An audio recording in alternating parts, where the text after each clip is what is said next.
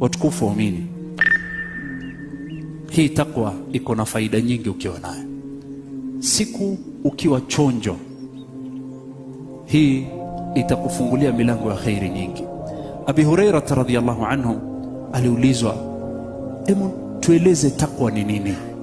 Akamuuliza yule aliyenuiza swali hilo, ushai kupita barabara kuna miba na kuna vitu, ama mfano wa lugha yetu ya leo, ushai kutembea mahali hamna viatu, glasi imevunjika? Kwa lugha yetu leo tutasema hivyo. Hebu fikiria taswira hii, kikombe, glasi imevunjika na hauna viatu, watakikana upite, utapita vipi?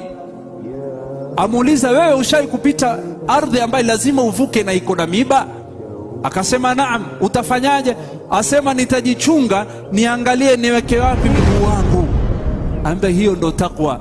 Wajichunga kila unapotembea duniani, wajichunga, wajiepusha na sehemu ghadhabu ya Allah isikufikie.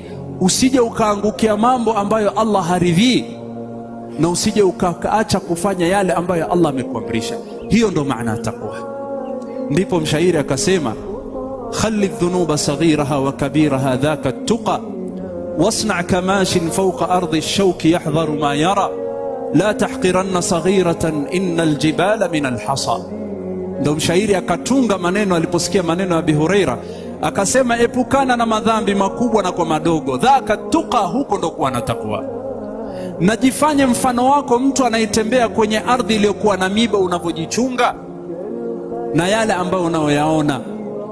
La tahqiranna saghiratan, na usidharau madhambi madogo madogo, kwa sababu haya madogo yakikusanyika yatakuangamiza. Kwani jabali mpaka kuwa jabali imekuwa hivi, ni mchanga imekusanyika mpaka ikawa jabali.